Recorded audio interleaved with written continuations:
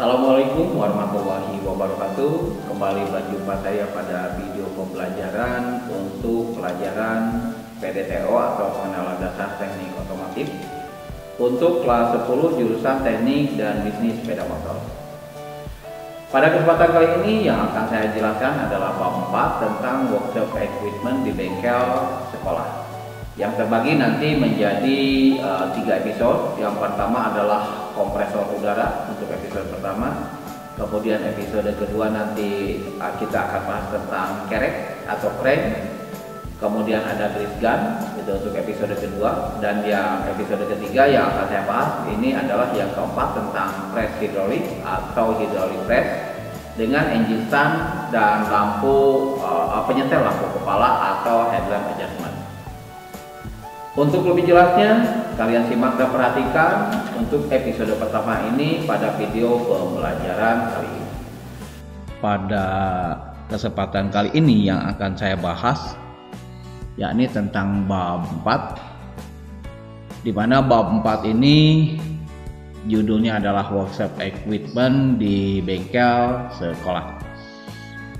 Nah, ada beberapa perlengkapan atau peralatan yang biasa digunakan yang ada dan harus dikuasai serta dipahami oleh para siswa sekalian. Di antaranya pertama adalah adanya kompresor udara, kemudian yang kedua ada kerek atau crane, yang C ini ada grease gun, kemudian D ini ada press hidrolik atau hydraulic press, serta yang E atau yang kelima adalah engine stand dan penyetel lampu kepala.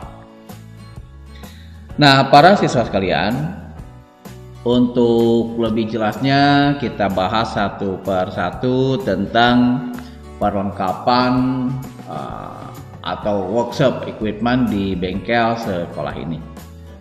Yang pertama yang akan kita bahas yakni adalah kompresor udara.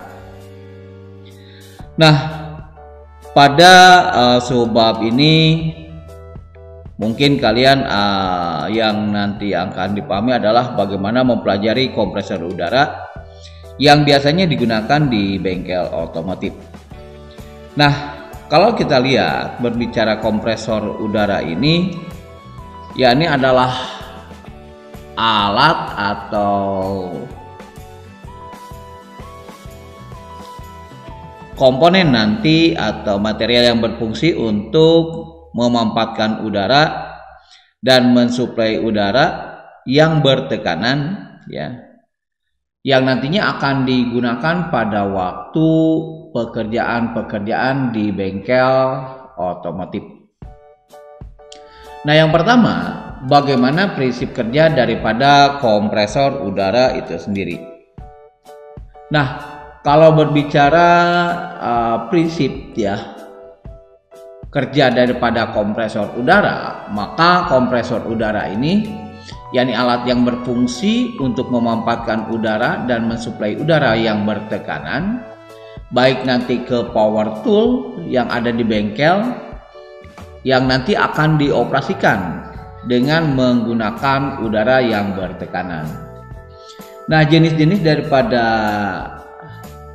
mesin kompresor itu sendiri secara umum mungkin kalian juga pernah melihat ya bagaimana menyalakan daripada kompresor udara itu sendiri, di mana secara prinsip kerjanya bagaimana sebuah mesin memanfaatkan udara di dalam silinder dengan menggunakan torak.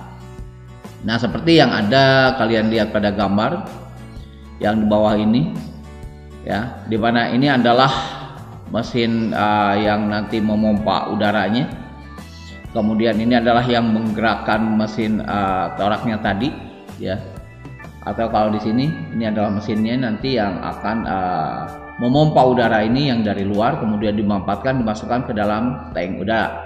Kemudian dikeluarkan lagi nanti dengan menggunakan selang yang dimasukkan nanti atau dikeluarkan ya dengan menggunakan berbagai alat, bisa langsung dengan spray gunnya ya, atau bisa nanti dengan alat yang lainnya. Nah, selanjutnya para siswa sekalian, kalau kita berbicara kompresor itu sendiri, kalian lihat pada gambar bahwa proses kerjanya sama dengan proses kerja daripada motor bakar ya. Nah, kalian lihat cara kerja piston ini. Ini ada piston ya, kemudian nanti ini ada katup ya, katup terdiri dua, nanti katup masuk dan katup buang. Dimana pada proses pertama ketika torak ini bergerak ke bawah atau piston ini bergerak ke bawah, maka katup masuk ini terbuka, kemudian katup buang ini tertutup ya, sehingga udara nanti dari luar masuk ke dalam silinder ya, yang nanti akan dihisap ya dengan menggunakan torak, sehingga ini disebut dengan langkah hisap udara ya. Yang selanjutnya langkah kedua ini yakni langkah mengkompres atau menekan udara supaya nanti masuk ke dalam tangki udara ya, dimana torak atau piston bergerak ke atas, kemudian katup masuk tertutup dan katup buang nanti terbuka, sehingga udara nanti ditekan masuk atau udara yang terkompresi ini keluar ya dan dimasukkan ke dalam tangki ya. Nah, kalau kalian lihat dari konstruksi daripada mesin kompresor ini, di atasnya adalah mesinnya ya. Ini adalah penggerak, motor penggerak untuk menggerakkan nanti flywheel atau roda giranya yang ada pada mesin torak ya. Mesin torak nanti yang akan menghisap dan memasukkan daripada udara sehingga menjadi udara yang terkompresi ke dalam tabung. Kemudian bagian-bagiannya ketika nanti ini digerakkan powernya ya, ini ada saklar on off ya, ada yang nanti menggunakan listrik, ada juga yang langsung dengan menggunakan tenaga diesel ya, atau dengan mesin bensin ya. Nanti sebagai penggeraknya itu sendiri ya, yang nanti akan menggerakkan disambungkan dengan menggunakan V-bel ya untuk menggerakkan toraknya. Kemudian nanti di sini ada ukuran ya, ukuran tekanan ya, PSI ini adalah ukuran tekanan udara yang masuk yang terdapat di dalam tangki. Kemudian nanti ada sistem valve close ya untuk membuka dan menutup ya. Ini nanti untuk menyalurkan ya, sistem penyaluran yang keluar nanti melalui selang ya. Kemudian nanti ini adalah katup pembuka untuk membuang air yang nanti terjadi ya di dalam tangki karena adanya tekanan yang panas kemudian mengembun maka menghasilkan air, maka dibuang melalui katup bawah ini ya. Nah, para siswa sekalian, yang kedua bagaimana konstruksi daripada kompresor. Nah, konstruksi daripada kompresor maka ini terdiri dari beberapa bagian utama. Yang pertama adanya saringan udara ya. Nah, ini ada saringan udara atau air filter ya. Kemudian ada pengatur tekanan udara ya. Ini adalah pengatur tekanan udara, pressure gauge ya. Kemudian nanti ada katup pengaman dan pengukur tekanan udara ya. Ini nanti katup pengaman, pengukur tekanan udara. Kemudian nanti masing-masing mempunyai fungsi ya, dimana nanti katup pengaman ini fungsinya adalah sebagai pelindung tekanan apabila udara yang ada atau masuk ke dalam tangki ini melebihi nilai yang ditentukan, maka katup pengaman akan melepaskan tekanan udara yang terlalu tinggi dari adanya kemampuan daya tampung daripada tangki itu sendiri ya. Kemudian nanti pengukur tekanan ini digunakan untuk mengetahui tekanan udara yang terdapat pada tangki ya. Nah, konstruksi daripada kompresor seperti yang tadi dikatakan ini nanti berfungsi pada waktu nanti ini dijalankan, dimana nanti tangki itu sendiri ya atau kompresor ini yang nanti digunakan ya untuk menghasilkan udara ini mempunyai 2 buah katup, yakni katup isap ya. Nanti di sini ada katup isap. Kemudian nanti ada katup tekan atau discharge ya. Katup isap istilahnya disebut dengan suction, kemudian katup tekan disebut dengan discharge. Kedua katup ini nanti terpasang di bagian kepala silinder ya. Nah, nanti terdapat di dalam kepala silinder seperti yang tadi disebutkan dalam gambar pertama. Nah, bagaimana nanti menggunakan daripada kompresor udara ya. Nah, maka untuk menggunakan kompresor udara ini, pertama, bahwa secara prinsip apa alat yang kita gunakan ini, pertama yang harus dipegang adalah bagaimana keselamatan kerja ya. Sehingga nanti untuk menjaga keselamatan kerja ini artinya baik nanti si pekerja atau worker, kemudian nanti baik ataupun alat yang digunakannya ini harus benar-benar bisa aman atau tidak mengakibatkan kecelakaan. Karena kalau mengakibatkan kecelakaan, selain pekerjaannya juga nanti tidak akan sesuai dengan harapan, juga nanti yang bahaya ini adalah mencelakakan si pekerja itu sendiri atau alat yang digunakannya. Maka untuk menggunakan kompresor udara, yang pertama pastikan ya untuk menjaga level oli dan pergerakan kompresor pada saat digunakan. Nah, ini adalah oli nanti yang harus selalu diperiksa. Karena biasanya mesin ini akan terjaga atau bekerja secara efektif atau fungsionalnya, maka ini adalah tergantung biasanya mesin ini kepada ada tidaknya oli yang nanti akan menjadikan pelumas pada saat dia bekerja.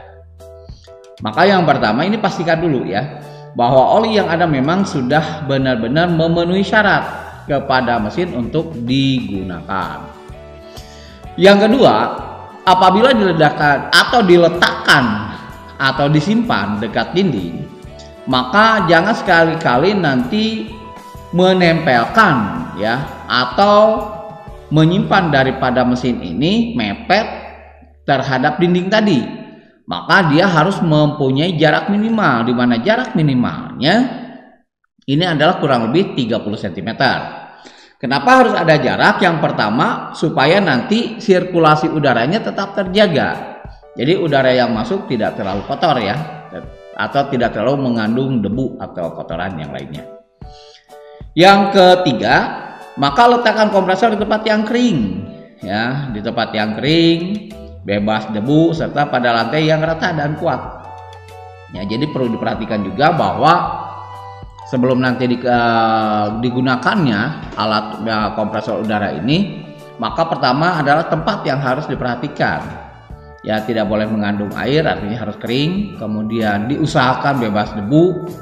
Kemudian serta pada lantainya yang rata dan kokoh atau kuat. Yang keempat atau D, periksa apakah katup pengaman sudah terpasang mengikuti standar produsen demi menjaga keamanan pada waktu bekerja. Ya, jadi katup pengaman yang tadi berfungsi untuk mengetahui besarnya tekanan udara yang ada pada tabung ini benar-benar sudah terpasang sesuai dengan aturan yang dikeluarkan oleh perusahaan yang memproduksi alat tersebut.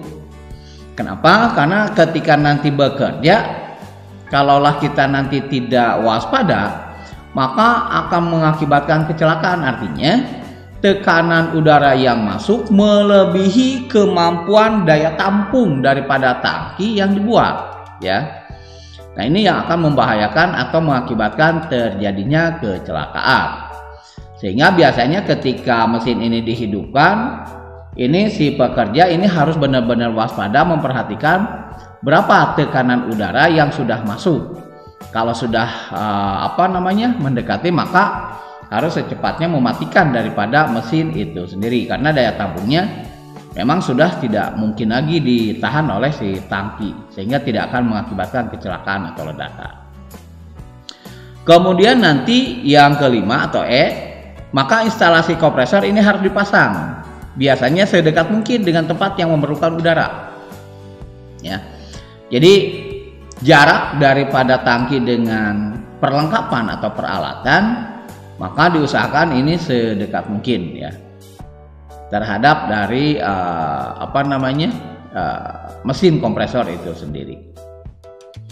Nah, berikutnya setelah tadi memperhatikan langkah-langkah yang dipersiapkan untuk nanti penggunaan daripada kompresor. Nah, sekarang bagaimana menggunakan kompresornya itu sendiri ya. Yang pertama, ujilah kinerja kartu pengaman ya.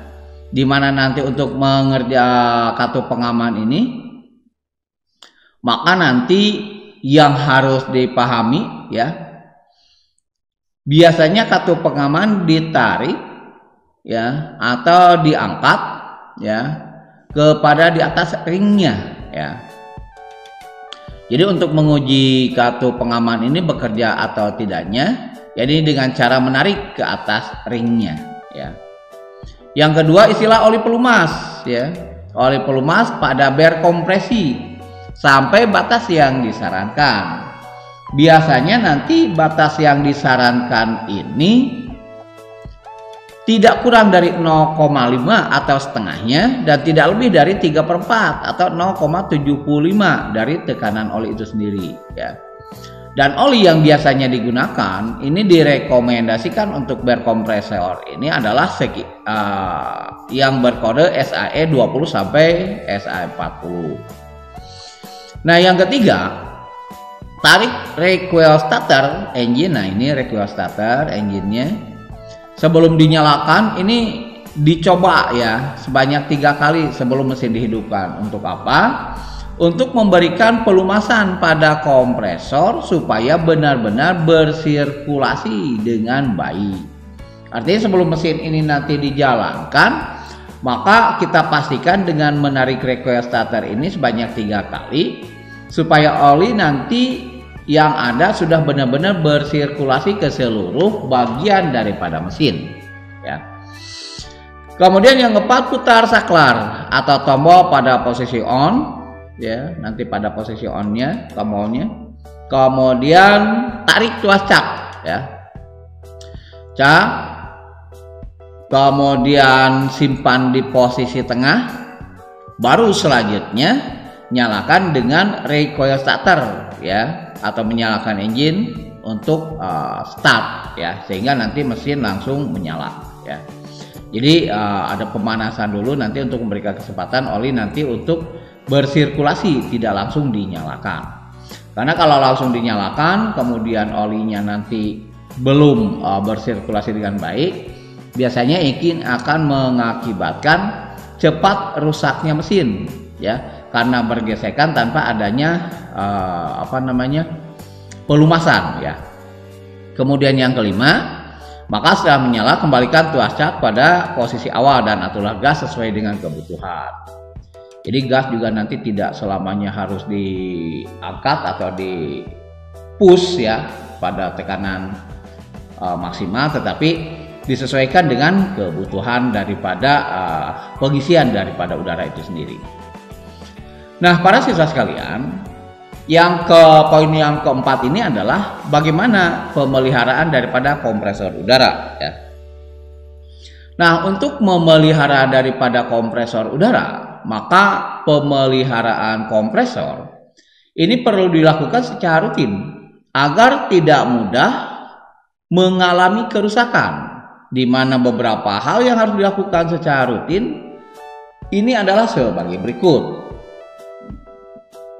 Yang pertama, membuang air yang terdapat pada tangki setiap 36 jam pengoperasian mesin atau 1 minggu kerja dengan cara membuka drain valve ya, drain valve pada saat tangki masih berisi udara dengan tekanan 1 kg per cm persegi dan membiarkan airnya keluar bersama udara bertekanan udara pada tangki hingga menunjukkan angka 0 kg per cm persegi. Nah, ini yang dikatakan drain cork valve ya, atau alat yang nanti berfungsi untuk membuang air ya yang ada di bawah tangki, di mana nanti pembukaannya dilakukan ketika tangki masih mempunyai tekanan udara, sehingga air keluar bersama dengan udara, sehingga yang ada nanti ditiup ya sampai dengan tekanannya ini 0 ya. Nah, jadi dari konstruksi ini yang pertama ini, jadi tidak ada udara yang disimpan di dalam tangki ketika kita nanti akan meninggalkan pekerjaan atau menyelesaikan pekerjaan pada hari itu ya. Jadi jangan ada menyisakan udara ya, sehingga udara dibuang sekaligus membuang daripada air ya, daripada air yang ada yang hasil daripada pengendapan udara bertekanan tadi ya. Nah, kemudian selanjutnya, maka yang kedua ini yang harus diperhatikan untuk perawatan daripada mesin kompresor ini, maka bersihkan dudukan katup isap dan katup tekanan dengan rutin setiap 2 bulan dengan menggunakan lap yang dibasahi dengan bensin ya. Artinya nanti dibersihkan dulu, dibuka katupnya, kemudian dibersihkan supaya tidak mengandung kotoran ya. Kemudian yang ketiga, buka dan bersihkan saringan udara ya setelah 50 jam pertama.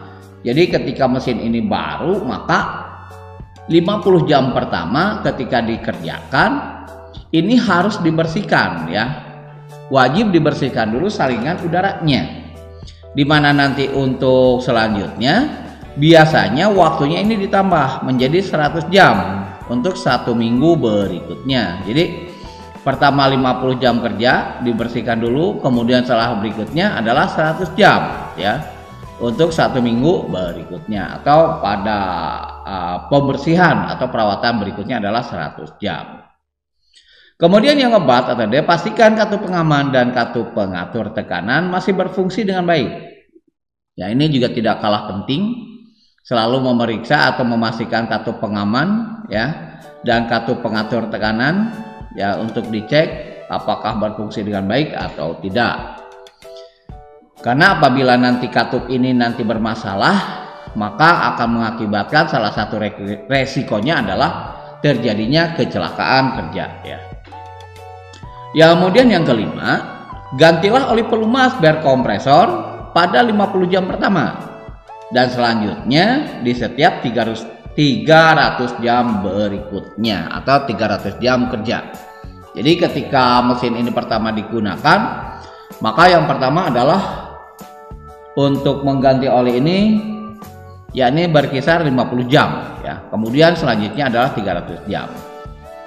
Nah, selanjutnya yang keenam, setelah melakukan perawatan dan perbaikan, maka pastikan seluruh spare part terpasang dengan benar dan tepat, serta pastikan tidak ada kebocoran baik udara maupun oli, serta pastikan juga baut dan mur ini terpasang dengan kuat dan tidak ada yang kendor ya.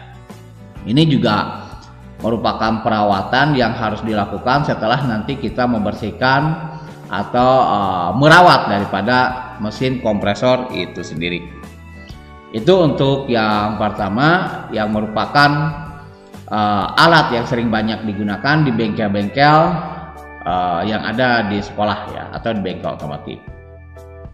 Demikian para siswa sekalian untuk episode bab keempat ini tentang kompresor udara. Mudah-mudahan bermanfaat untuk kita semuanya.